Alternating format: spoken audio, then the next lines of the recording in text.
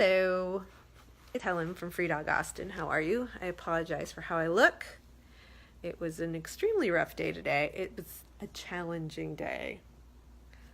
It was a day, okay? It was really quite a day.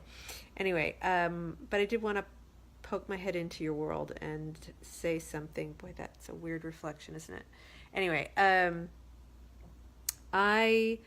one of the good things today was I got to listen to a bunch of podcasts because I was driving around a lot, and I listened to one of my all-time favorites, Stuff You Should Know, great podcasts, and I listened to their episode that they once did on elimination diets. This will get to dogs, I swear. So for those of you, 3 or 4 of you who don't know what an elimination diet is, I apparently was like the last person to get on this. And this is a very stupid, doesn't know what she's talking about version of it.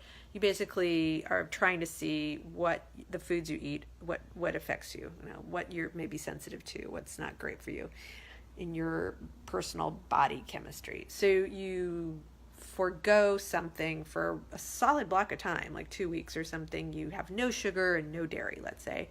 And then after you sort of see the impact of removing those things from your diet, you slowly introduce them back and see what the effect is. And I imagine this not only reveals what you eat, like what's affecting you how, but also might actually change the way you feel about those things. Like maybe beforehand you think, oh, I could never give up bread. And then you give up bread for a couple of weeks and you reincorporate it and you think, this is not worth it.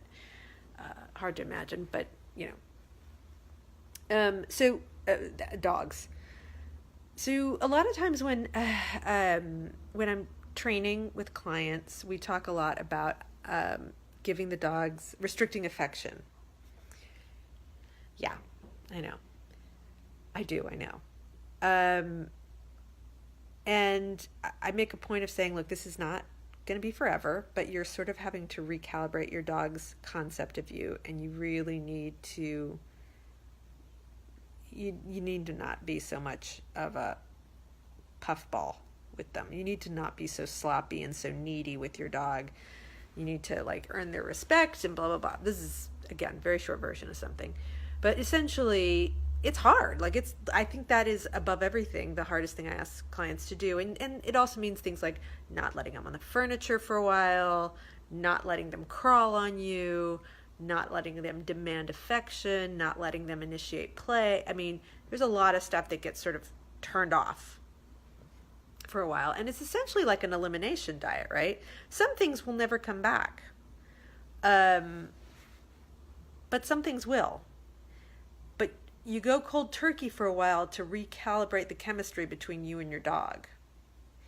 And then you can slowly reincorporate something. Some things are just not healthy, right? And they just need to be let it go. But there are some things that you can bring back into the picture and then have a clear idea of what the effect that brings, right? I have a dog whom I love, who's sleeping right next to me. Let's see if we can say hi to Charlie. Charlie. Oh God, it's so hard to do this. Charlie. Oh, shoot. I'm sorry. I'm terrible at camera work. Anyway, trust me, there's a dog over there and a cat over there. But Charlie, God love him, he's extremely clingy. He's always been this way. He was worse with my mom, but he's a very needy dog. He is a bit of a mama's boy, I'm not gonna lie. And there are things that I don't let him do anymore because after doing sort of an elimination diet with him, I reincorporated some of those things and thought, you know what, the fallout from this just is not worth it. Not just for me, but for him. This is one of those things that feels good in the moment, but produces too much anxiety. And then there are some other things that I think, yeah, that's worth it. Yeah, climb on board, do it, But it's just, at least I can make more conscious decisions about what is really in his best interest. But when it's just a way of life in your house, you just can't separate what's useful and what's worthwhile and what's worth it and what's just totally unplugging your poor dog's self-esteem and mental health. And so I recommend in conjunction with some other training, obviously, because this is in and of itself not going to do it. But in conjunction with your other training of your dog, go on a bit of an elimination diet and see what effect your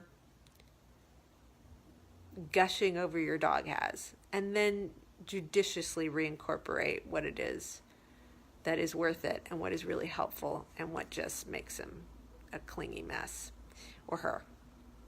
I hope that makes sense. It's a little hard to talk about in a bubble as not part of an entire new training regime, but it's a piece of the puzzle that I feel like is kind of weird to people and is definitely really hard. But it's not forever, and it is in both of your best interests. So I'm just putting this peg up so we can pass by it another day and hang something on it. Just think about it. Let it sit. Yeah. All right. We'll just end it there. And I'm going to wish you good night because I am about to fall into my bed and hit reset tomorrow morning. All right. Have a good night. Bye.